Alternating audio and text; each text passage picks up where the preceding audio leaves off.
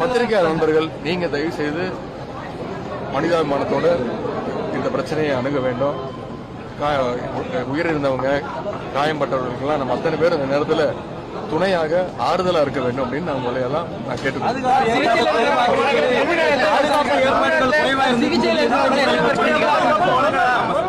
பாதுகாப்பு ஏற்பாடுகள் குறைவு காரணமாக தான் இந்த நடந்திருக்கு எதிர்கட்சித் தலைவர் சொல்லியிருக்காரு.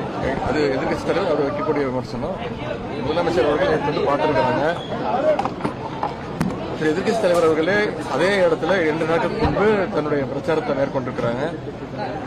டிஜிபி அவர்கள் நேற்று தெளிவாக எவ்வளவு கூட்டம் வந்தது, எவ்வளவு கூட்டம் வரும்னு சொல்லப்பட்டது, எவ்வளவு பாதுகாப்பு கொடுக்கப்பட்டிருக்கு, எவ்வளவு அதிகமான பாதுகாப்பு கொடுக்கப்பட்டிருக்கு, எவ்வளவு தாமதமாக ஒவ்வொரு கூட்டமும் நடத்தப்பட்டிருக்கு அப்படிங்கிற தெளிவாக விளக்க சொல்லியிருக்காங்க. இந்த இடத்துல நான் அரசியல் பேச விரும்பல, யாரையும் அவர் சொன்ன தப்பு இவர் பண்ண தப்புன்னு சொல்ல விரும்பல.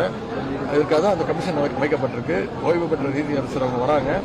அவங்க வந்து தீர விசாரிச்சு விட்டு அவங்க கமிஷன் ரிப்போர்ட் கொடுப்பாங்க. அதன்படி அப்போ மக்களுக்கு உண்மை தெரியும். அதன்படி சட்டப்படியான நடவடிக்கை முதலமைச்சர். கடைசியாக எங்களுடைய குற்றச்சாட்டு திரு விஜய் அவர்கள் மீது. ஒரு நடிகர் கரூருக்கு, பெரம்பலூருக்கு, திருவாரூருக்குலாம் வர்றீங்கன்னா கூட்டம் பார்க்க வருவாங்கண்ணா. இதெல்லாம் கிராமத்து பகுதிகள், மக்கள் வருவாங்க. ஒரு சினிமா ஸ்டாரை பார்க்க கிராமத்திலிருந்து மக்கள் வரத்தான் செய்வாங்க. அதுவும் நீங்க மொத்த கரூர் மாவட்டத்துக்கே சேர்த்து ஒரே ஒரு பாயிண்ட். மற்ற அரசியல் கட்சிகள் என்ன பண்றாங்க, சட்டமன்றத்துக்கு ஒரு பாயிண்ட் வைக்கிறாங்க, ஒரு மாவட்டத்துக்கு 5 பாயிண்ட் வைக்கிறாங்க. ஒரே பாயிண்ட் வச்சா 20,000-30,000 பேர் வராம என்ன பண்ணுவாங்க? அதுவும் வீக்கெண்ட்ல வைக்கிறீங்க, சனிக்கிழமை வைக்கிறீங்க. சனிக்கிழமை வைக்கும் பொழுது மக்கள் எல்லோரும் வரத்தான் செய்வாங்க. குழந்தை குட்டியை கூட்டிட்டு வருவாங்க. அது வீக் டேவா இருந்தா குழந்தை கூட்டிட்டு வர மாட்டாங்க. திங்கக்கிழமையோ செவ்வாய்க்கிழமையோ புதன்கிழமையோ குழந்தை டியூஷனுக்கு போகும், படிக்கும். நீங்க வீக்கெண்ட்ல சனிக்கிழமை வச்சா குழந்தை எடுத்துட்டு தான் மக்கள் வர செய்வாங்க. ஏன்னா ஒரு தூண்டுதல். சரி பார்ப்போமே, ஒரு கூட்டத்தை குழந்தை காட்டுவோமே, ஒரு தலைவனை காட்டுவோமே, சினிமா ஸ்டாரை காட்டுவோம்.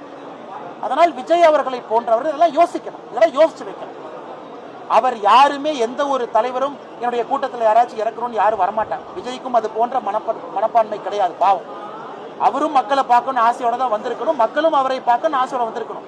அப்படி இருக்கும் பொழுது ஒரு தலைவனுடைய கடமை, நாம போறனால யாருக்காச்சும் உபத்திரம் ஆகுதா? நம்ம கிட்ட அந்த அளவுக்கு லீடர்ஷிப் டீம் இருக்காங்களா? இப்ப பாரதிய ஜனதா கட்சியோ வேற ஒரு கட்சி எடுத்துக்கிட்டீங்கன்னா ஒரு லீடர்ஷிப் டீம் இருப்பாங்க, செகண்ட் லெவல் லீடர்ஸ் இருப்பாங்க.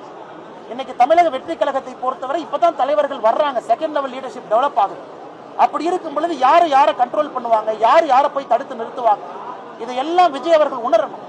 ஆனால் இப்ப இருந்து அவர் போகக்கூடிய எல்லா கூட்டத்தையும் மாற்றணும். இந்த வீக்கெண்ட் கான்செப்டை வெளியே வாங்க. ஏற்கனவே நம்ம சொன்னோம், இல்ல மக்களுக்கு உபத்திரம் கொடுக்க கூடாதுங்கிறதுக்காக வீக்கெண்ட்ல போறேன். என்ன நாயங்கன்னா, வீக்கெண்ட்ல போனதான் கூட்டம் வரும், வீக்கெண்ட்ல போனதான் குழந்தைங்க வருவாங்க, வீக்கெண்ட்ல போனதான் பெண்கள் வருவாங்க. எதற்காக இத்தனை குழந்தைகள், 10க்கும் மேற்பட்ட குழந்தைகள் எதற்காக இறந்திருக்கிறாங்க? வீக்கெண்ட்ல கூட்டம் வச்சனாலதான். அதனால நான் விஜய் அவர்கள் மீது நேரடியாக குற்றச்சாட்டு சொல்லிங்கன்னா இதெல்லாம் உட்கார்ந்து ஆராய்ந்து வீக்கெண்ட்ல ஒரு போன்ற ஒரு மாநாடு தேவையா, ஒரு மாவட்டத்திற்கு ஒரு பாயிண்ட் மட்டும் தேவையான ஆலோசிக்கணும். ஏன்னா 2ஆம் கட்ட தலைவர்கள் உருவாகும் வரை இந்த பிரச்சனை ஒரு கட்சிக்கு வரத்தான் செய்யும். அதனால் நிச்சயமாக விஜய் அவர்கள் இதை பரிசீலித்து நடவடிக்கை எடுப்பார்கள் என்கிற நம்பிக்கை இருக்கு. அதனால் விஜய் அவர்களை பொறுத்தவரை இன்னைக்கு அவர் பெரும் வருத்தத்தில் இருப்பாரு. அதனால் எல்லோரும் சேர்ந்து அவரை யாரும் கார்னர் பண்ண வேண்டாம். இதிலிருந்து மீண்டு வரணும். தலைவன் இதை தாண்டி தான் வரணும். எல்லா மக்களுக்கும் ஆறுதலாக விஜய் நிற்க ஆரம்பித்திருக்கின்றார்கள், நிற்பார்கள் நம்பிக்கை இருக்கு. 3வது, தன்னுடைய பயணத்தினுடைய வடிவமைப்பை மாற்றணும். இந்த வீக்கெண்டு சனிக்கிழமை குழந்தைங்க வர்றதை அவாய்ட் பண்ணணும். அதே போல கடைசியா பெற்றோர்களுக்கு, அண்ணா நாம் ஒரு வளர்ந்த மாநிலங்கண்ணா, இது நேரடியாக நான் உங்கள்கிட்ட சொல்றேங்கண்ணா, நானும் வயிறறிஞ்சு சொல்றேன், நாம் ஒரு வளர்ந்த மாநிலம். இந்தியாவில் நம்பர் 2வது இடத்துல இருக்கிற மகாராஷ்டிராக்கு அப்புறம் படித்தவர்கள் அதிகமாக இருக்கக்கூடிய மாநிலம். நம்ம நடவடிக்கை அப்படியாங்கண்ணா இருக்கு. விஜய் கார்ல போகும்போது பைக்ல 100 பேர் போறாங்க, தொத்த பாக்குறாங்க. என்னன்னா அது, உங்க அப்பா அம்மாக்கு ஒரு குழந்தை நீங்க தான். இறந்து போன 40 பேர்த்துக்கு அவங்க எல்லாம் வீட்டுல தங்கம் தான். எல்லாரும் கணவன், மனைவி, குழந்தை, தாத்தா, பாட்டி எல்லோரும் யாரோ ஒருத்தர் இழந்திருக்கிறாங்க. அதனால எதற்காக இப்படி ஒரு மேல தொங்குறது, கோயில் மேல நிக்கிறது, மசூதி மேல நிக்கிறது, சர்ச் மேல நிக்கிறது, டிரான்ஸ்ஃபார்மர் மேல நிக்கிறது, எதுக்கு அப்படி? உங்களுடைய தலைவனை பார்க்கணுமா, ஆனந்தமா பாருங்க, டிவியில பாருங்க, பாதுகாப்பா பாருங்க, கை தட்டுங்க, ரசிங்க, எல்லாம் பண்ணுங்க. உங்களுக்கு அங்கே பாதுகாப்பு இல்லைன்னு தெரிஞ்சதுக்கு அப்புறம் ஏன் போய் அடையிறீங்க? இன்னைக்கு ஒரு ஸ்கொயர் மீட்டரை பொறுத்த வரைக்கும் 2 பேர் தாங்கன்னா நிக்கலாம். 2 பேர் என்னதான் பாதுகாப்பு ஒரு ஸ்கொயர் மீட்டர். இப்ப 100 ஸ்கொயர் மீட்டர்னா 1076 ஸ்கொயர் ஃபீட். எத்தனை பேர் நிக்கிறாங்க? ஒரு ஸ்கொயர் மீட்டருக்குள்ள 5 பேர் நின்னா நடக்காம என்ன ஆகும்?